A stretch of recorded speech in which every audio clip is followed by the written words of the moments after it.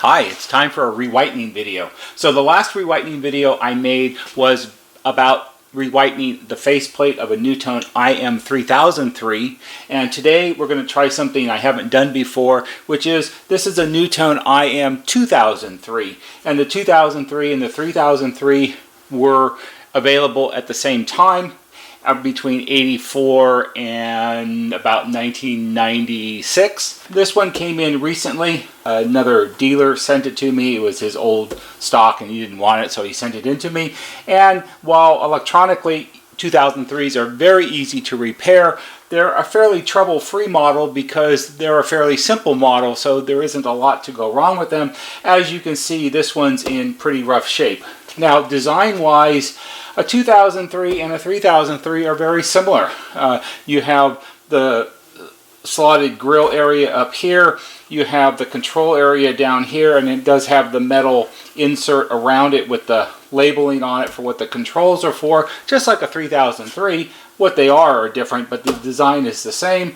And then over here, because it doesn't have a digital tuner or a clock, you have the radio scale here on this large piece of plastic, and when it's assembled there's a pointer that moves up and down when you tune the radio stations. Some of the things that need to be done to prepare this to be whitened are, like a 3003, the metal insert has to come out, and I've already loosened it up so it just comes right out now. And actually we've come up with what I think is an easier way. In the 3003 re-whitening video, I talked about how difficult these are to remove because they're glued to the plastic faceplate, and I think we've come up with a way to loosen up the glue without damaging the insert or the plastic, and it makes it easier. So that's what I did on this one, and it seemed to come out pretty well. This needs to be put aside because if this goes in the re-whitening tank with the chemicals etch the metal and it makes the finish irregular and sort of cloudy looking, and it's kind of unacceptable. So these always have to come off. So that'll get put aside. And then the other thing I'm concerned with on a 2003 is this plastic insert here. All of the printing on it is, I think it's on the back side because you can kind of feel the ridges on the radio scale, and I'm worried that if you put this in the chemicals, what effect will the chemicals have on the printing? It could dissolve them or cloud them or cause some other kind of problem. Fortunately, this plastic panel is adhered to the plastic faceplate with some kind of adhesive, and it's a fairly heavy plastic, which is kind of nice, and it wasn't too hard to actually loosen it up. And once you got one side off, it pretty readily peeled away. And it still has some of the original adhesive on the back, and there's probably a little bit, not too much, on the plastic part here that's painted black. And this will be easy enough to put back on afterwards. I'll probably put there are some 3M double-sided, really thin double-sided adhesive strips that you can buy, and we'll probably put a little bit of those on here to help reinforce it, and this should be just fine. So this will get put aside along with the metal insert so it doesn't get damaged. And so what we have left here is just a bare plastic faceplate, which is ideal for re-whitening. You can see that this area where the insert was has been painted black, and the same is true down here where the radio tuning wheel is and the input selector. And these will have to be repainted after the re-whitening because it always sort of dissolves the paint away and makes it look ugly, and I'll show you that when we get done. This is going to get washed and cleaned up. It's kind of nice on 2003s because it's a simpler model. There is no chrome accent around the perimeter like there is on the 3003 in this area. There are little chrome accents on this edge around the radio scale and on this edge around the controls. This is plastic chrome plating like they put on chrome parts of model car kits and things like that. The chemicals will dissolve the adhesive that holds this in place, and it will, during the washing after the treatment, it will all come off. But it's such a small amount, and in today's world nobody really cares. So it'll all end up being just white with the black accents and the inserts and things like that. So to give you some idea how bad this looks now, when this was brand new, this was a 2003 white, and it wasn't bright white, it was just white in those days. They didn't have bright white. And to give you some idea as a comparison, because comparisons are the only way this really works, here I have a recently re-whitened 3003 I did. This one I did over the last couple of days for a customer, and I haven't put it all back together yet. It just came out of the tank. This one looked a lot like this one when I started, and you can see now dramatic improvement. This area on the 3003, oops, you can't see that. This area on the 3003, which is covered up by the door, this was pretty much original white. It might have been slightly discolored, but not very much. And you can see, if you look really carefully, that this area and this area look pretty much the same. So it turned out really well. I'm very pleased with it.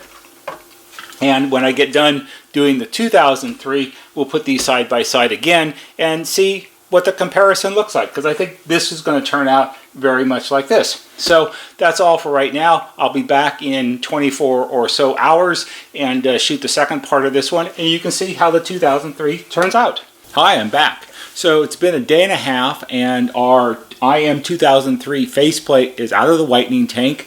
It was thoroughly washed and dried off thoroughly, so it's almost ready to go.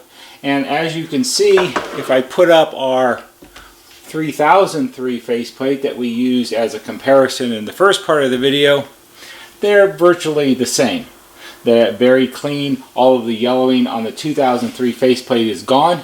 However, you can see what happens here. Because of the chemicals and the UV light, you can see how the black painted portion around the radio dial and the controls down here and the controls here on the main part of the faceplate, the black paint has sort of lifted and peeled off and looks kind of nasty. So this part of the control assembly, this is where the thumb wheel for the radio tuner is, and this is where the AM/FM auxiliary input switch is, and you can see how the chemicals have eaten away at the black paint, and this part is exposed, so it's got to be touched up to make it look proper again. This upper part up in here, this is where the radio dial plastic cover fits, and it sits in here like this. The plastic is black on the back side. It's part of the plastic. I don't know exactly how they achieve that. The part where the paint is missing doesn't really show through, but good practice. It probably should be touched up anyway, since we're going to have the paint out to do that. So let me go ahead and show you sort of how we take care of this. So I've tried various different methods to renew the black painted part on the faceplates of mostly 3003s, because this is the first 2003 I've done. And what we're going to try today is we're going to try something different. This is a little jar of Testors model car paint, and this is flat black, and all we're going to do is we're going to very carefully repaint this area. Now I think on the portions where there's no paint left at all, it may take a couple coats to get it to cover completely, and maybe it would be good to have a little primer. They do make model car paint primer, and if the first coat, we'll see, I have to see how this turns out. On the areas that have the black still in place, it seems to cover really well. But on the parts where it's just white plastic, it sort of squirms around a lot and doesn't want to cover it. Now, once this dries, which will take probably 15 or 20 minutes, the second coat may cover it up completely. We'll have to wait and see. But that's the general idea. You have to repaint it. Now, I don't know if you can see or not, it looks very glossy right now, but it is flat black, and flat black is the closest to the finish of the original paint. So I'm going to go ahead and redo the rest of this, and I think I'll do the 3003 at the same time, since I've got paint on the brush, let it dry and see how it turns out. So I'll be back in a bit. Okay, I'm back again. So I went ahead and I repainted all of the black areas, and I decided that while the paint was drying, I went ahead and I rebuilt all of the circuit boards on the back of the 2003, and then I reassembled it all, and so here we have our restored IM2003 white Master Station. And yes, it does play.